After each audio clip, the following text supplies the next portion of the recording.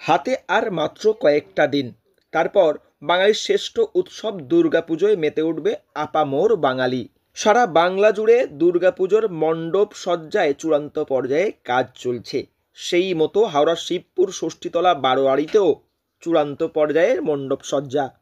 এবার ১০০তম বর্ষে শিবপুর ষষ্ঠীতলা বারোয়ারির পুজো।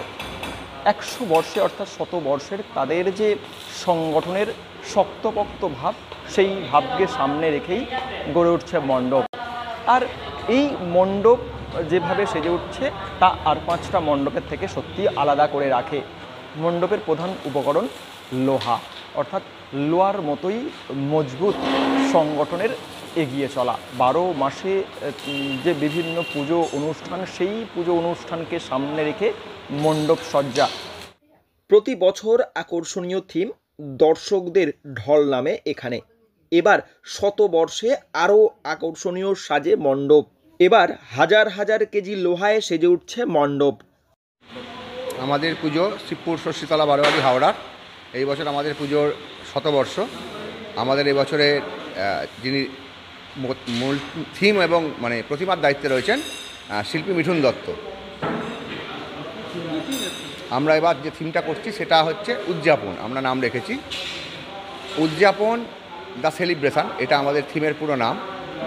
সাধারণত উদযাপন শব্দটা আমরা অনেক ব্যাপক অর্থে ব্যবহার করি, যে কোনো কিছু একটা উৎসবকে খুব বড় করে পালন, সেটাকে আমরা উদযাপন বলি সাধারণত। তো এই বছর আমাদের যেহেতু শতবর্ষ, কোথাও গিয়ে আমাদের জন্য এটা খুব একটা গৌরবের জায়গা যে আমরা শতবর্ষ উদযাপন করছি।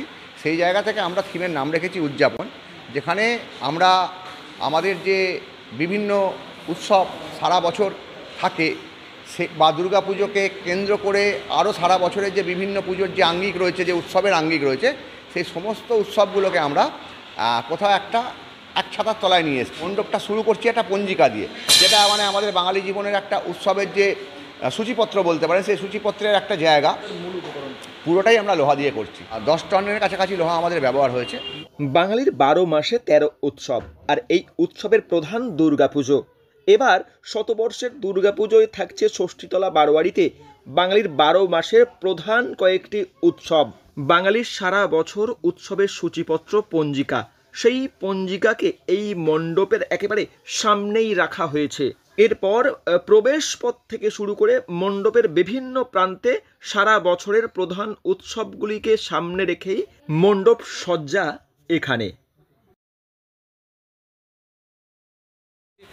উৎসবটা হচ্ছে, দুর্গাপুজো হচ্ছে আমাদের শ্রেষ্ঠ উৎসব, এবং আমরা বছরের প্রথম থেকেই এই উৎসবটার জন্য একটা অপেক্ষা থাকি যে কখন মা আমাদের মধ্যে আসবেন এবং আমরা একটা আনন্দের জোয়ারে আবার ভাসবো সব কিছু ভুলে। তো এই যে জার্নিটা, আমরা একটার পর একটা ফেস্টিভ্যালের পর থেকে যত সেই সময়টা যেতে শুরু করে, দুর্গাপুজোটা তত কাছে আসতে শুরু করে। এই জার্নিটা দেখানোটাই আমাদের এই কাজটার কিন্তু মূল উদ্দেশ্য। এবং এখানে ওই জার্নিটা দেখানো আমাকে প্রত্যেকটা মেন ফেস্টিভ্যালকে সিম্বলাইজ করতে হবে, সো দ্যাট মানুষ এখানে এসে ব্যাপারটা রিকল করতে পারে এবং সে সেই জায়গাটায় যেতে পারে বা সেই ফিলটা করতে পারে। এবং তার সাথে একটা আর্ট সাইট স্পেসিফিক ইনস্টলেশন করতে গেলে যে ধরনের স্পেস ডিভিশনটা করতে হয়, সেটা ডেফিনেটলি এখানে আছে। প্রতি বছর জেলার মানুষের কাছে থিমের পুজো মণ্ডপে অন্যতম আকর্ষণ এই মণ্ডপ। এবার আরও আকর্ষণীয় ষষ্ঠীতলা বারোয়ারি দুর্গাপুজোর মণ্ডপ। হাওড়া থেকে রাকেশ মাইতি, লোকাল 18 বাংলা।